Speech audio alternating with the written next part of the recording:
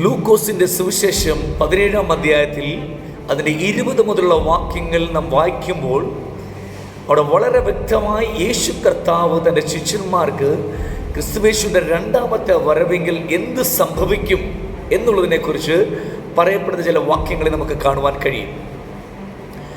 ശിഷ്യന്മാർ യേശുവിനോട് ചോദിക്കുകയാണ്, കർത്താവേ, ദൈവരാജ്യം എപ്പോൾ വരുമെന്നുള്ള ചോദ്യത്തിന്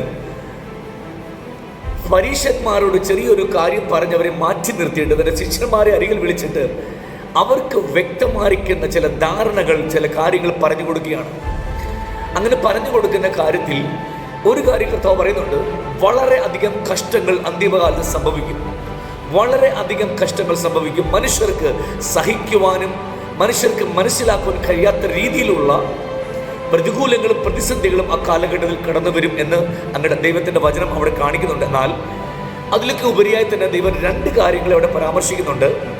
ദൈവം ഇങ്ങനെ പറയുകയാണ്, അതിൻ്റെ 26-ാമത്തെ വാക്യത്തിൽ പറയും, നോഹയുടെ കാലത്ത് സംഭവിച്ചതുപോലെ വീണ്ടും പ്രളയം ഉണ്ടാകും.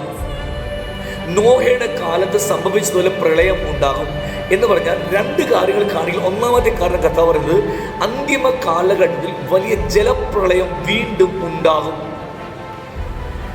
രണ്ടാമത്തെ കാര്യം യേശു അത് ലോത്തിന്റെ കാലത്ത് സംഭവിച്ചതുപോലെ അന്ന് സംഭവിക്കും. തീക്കിരയായി ലോകത്തിന്റെ പല രാജ്യങ്ങൾ നശിക്കും. രണ്ട് കാര്യങ്ങളാണ് യേശു കർത്താവ് പറയുന്നത്. ഒന്ന്, ജലപ്രളയത്താൽ ഭൂമിക്ക് ഒരു ചെറിയ നാശമുണ്ടാകും. രണ്ട്, തീക്ക് ഇരയായി ചില നാശനഷ്ടങ്ങൾ ഭൂമിക്കുണ്ടാകും. അങ്ങനെ രണ്ട് കാരണങ്ങൾ യേശുക്രിസ്തുവിന്റെ രണ്ടാമത്തെ വരവിന്റെ മുന്നമേ ചില ലക്ഷണങ്ങൾ കാണുവാൻ കഴിയുമെന്ന് ദൈവത്തിന്റെ വചനത്തിൽ വിളിച്ചു പറയുന്നു. പക്ഷെങ്കിൽ അവിടെ യേശു അതിന് പറയുന്നൊരു കാര്യമുണ്ട്.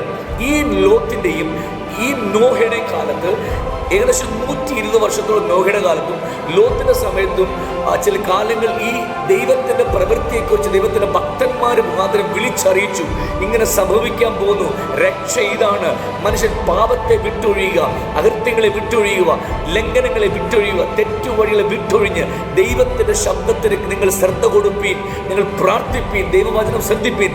മനുഷ്യന്റെ കാലം ഈ ഭൂമിയിൽ ചുരുക്കം മാത്രമേ ഉള്ളൂ. എന്നാൽ ഒരിക്കലും അവസാനിക്കാത്തൊരു നിത്യതയുണ്ട്. ആ നിത്യതയ്ക്ക് വേണ്ടിയാണ് മനുഷ്യൻ ഒരുങ്ങേണ്ടത് എന്ന് കാണിക്കുന്ന ഒരു അധ്യായമാണ് ലൂക്കോസിന്റെ സുവിശേഷം 17-ാം അധ്യായം. ഇന്ന് ദൈവത്തിന്റെ പരിശുദ്ധ ഓർപ്പിക്കുന്നതിന് കാരണം ഇത് ഞാനിവിടെ പ്രസ്താവിക്കുമ്പോൾ തന്നെ അനേക ആൾക്കാർ ദൈവം ഇങ്ങനെ വിളിച്ചു പറയുന്നു. ആ സമയത്ത് അവർ ദൈവത്തിന്റെ ദാസന്മാർ വിളിച്ചു പറഞ്ഞ കാലത്ത് അവർ വിറ്റും നട്ടും കൊടുത്തും വിവാഹത്തിന് കൊടുത്തും ബിസിനസ്സും കാര്യങ്ങളും ഒക്കെ ചെയ്ത് ഈ കാര്യങ്ങളെല്ലാം കളിതമാശയായിട്ട് തള്ളിക്കളഞ്ഞു.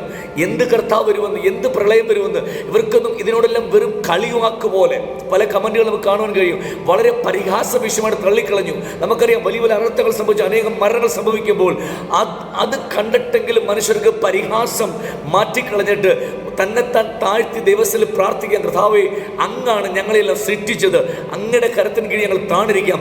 ഏത് ജാതിയെന്നോ ഏത് മതമെന്നോ ഉള്ളതല്ല, മറിച്ച് ദൈവം എന്നൊരു സൃഷ്ടിയുണ്ടെങ്കിൽ അതിന് അധീനപ്പെട്ടുകൊണ്ട് ദിവസങ്ങളിൽ പ്രാർത്ഥിക്കുക.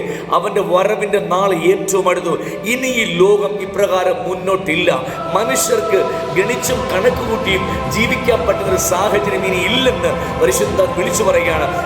പണ്ടത്തെ കാലത്തിലൊക്കെ നമുക്ക് പല കാര്യങ്ങളും മുൻകൂട്ടി അറിയുവാനും പ്രവചിക്കുവാൻ തീരുമാനിക്കാൻ കഴിയുമായിരുന്നു. എന്ത് വിശ്വസിച്ചുകൊണ്ട് എനിക്ക് രാത്രി കിടന്ന് ഉറങ്ങുവാൻ കഴിയും, എന്ത് വിശ്വസിച്ചുകൊണ്ട് എനിക്ക് തലമുറകളെ പുറരാജ്യങ്ങൾ വിടുവാൻ കഴിയും, എന്ത് വിശ്വസിച്ചുകൊണ്ട് എനിക്കൊരു നിമിഷം പുറത്തോട്ട് പോകുവാൻ കഴിയും എന്നുള്ള പരിഭ്രാന്തിയിൽ ജീവിക്കുമ്പോഴും പലപ്പോഴും മനുഷ്യർ പരിഹാസങ്ങളാണ് ജീവിക്കുന്നത്. ദൈവം നാം വിളിച്ചു പറയുകയാണ്, ഈ ദിവസങ്ങളിൽ പരിഹാസങ്ങളെ ഒഴിച്ചു മാറ്റിയിട്ട് നാം തന്നെ താഴ്ത്തി ഏൽപ്പിച്ച് നമ്മുടെ സമൂഹത്തിന് വേണ്ടി, നമ്മുടെ സഭയ്ക്ക് വേണ്ടി, നമ്മുടെ ചുറ്റുപാടിന് വേണ്ടി, നാം ആയിരിക്കും നമ്മുടെ കുടുംബത്തിന് വേണ്ടി നാം ഓരോ വ്യക്തികളും പ്രാർത്ഥിക്കുക. ദൈവത്തിൻ്റെ ആ വലിയ വരവിൽ നാം ഏവരും രക്ഷിക്കപ്പെടുവാൻ ഇടവരുമാറാകട്ടെ. ദൈവം നമ്മൾ ഏവരെയും വചനത്താൽ അനുഗ്രഹിക്കട്ടെ.